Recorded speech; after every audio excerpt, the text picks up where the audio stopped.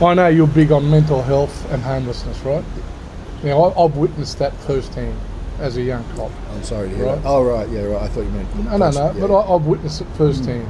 And I've been a big advocate for people with mental health. In the old days, before the Labor government decriminalised drunkenness, in the old days, on every second Thursday, I used to remember there'd be a line outside Campsie Police Station of all these old homeless people.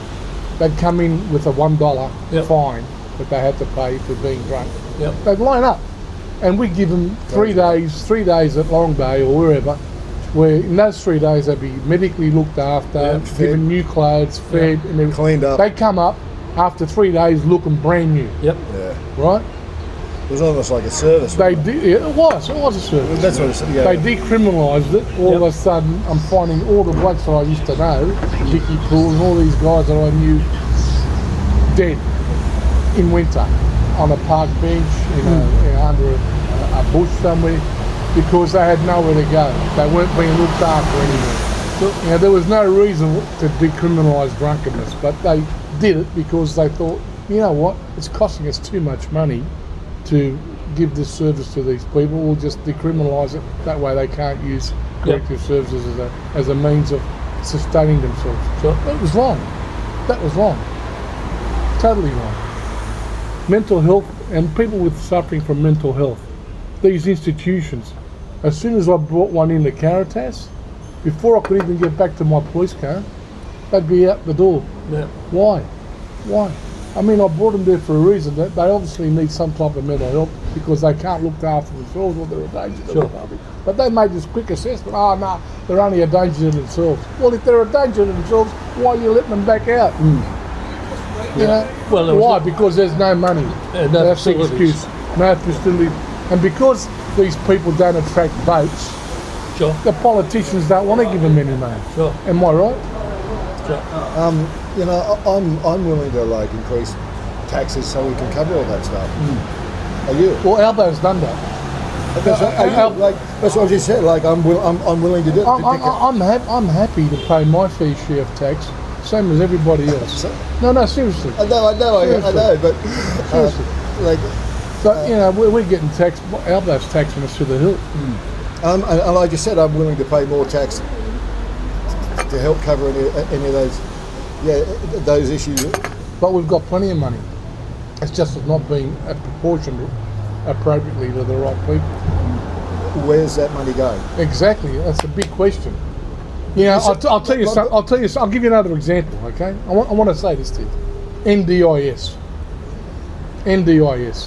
had a original budget of around 13 or 14 billion dollars. It blew out to over $50 billion.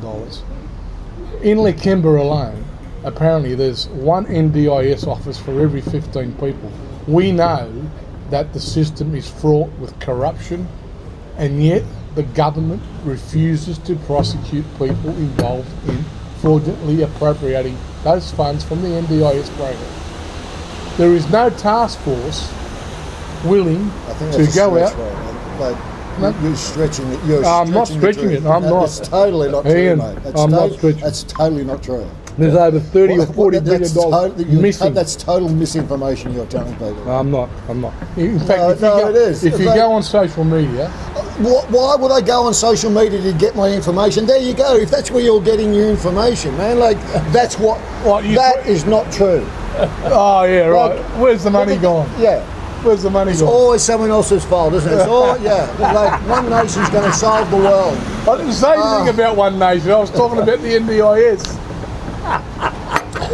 No, that's they're throwaway comments, and that's unfair, mate. What you're doing, this is going to the public. That's part of the problem with social media. If that's where you're getting the information, I don't even know why I'm doing this interview. I didn't come here to talk about politics. I'm just asking. And then it's what you're now. No, we won't. You're now misleading all the people, all the public you're speaking to, and you're sitting here smiling about it. How? What you just lied. Are you saying that the NDIS is not fraught with corruption and fraud? Why are you you're asking me that? And how do you know it is? This is crazy, man. This conversation now is. I didn't come on here to talk about Well, let's not shit talk like about that. it. Let's not talk about it. Man, you're out of your depth. This is really unprofessional. This is a really unprofessional podcast. You are out of your depth talking about stuff you obviously know nothing about, man. And this is really disrespectful to all your. Anyone watching this, you're being so disrespectful. You are misleading them, and I'm so disappointed I've agreed to do this. Sorry. No, I mean, no, I'm sorry you feel that way. Because I'm don't feel pretty, sorry about the way I feel. Like I'll be. I don't need your pity. I'm not pitying. I'm just saying. I'm my sorry God, you feel that way. This is not the way I thought this conversation we were going to be talking about. Hey, Robbo. Hey, how are you, Kev? Sorry you feel that way. Yeah, no, I mean, the money has disappeared from all government departments, but certainly the NDIS has had problems, and I mean, everyone kind of knows I absolutely agree. Yeah, there's been problems with people claiming NDIS funds for situations in cleaners and people coming around to their homes, and there has been rorts, and the bottom line of it is there'd have to be some sort of commission into it to find out at all. And they won't have one. No, well, they won't.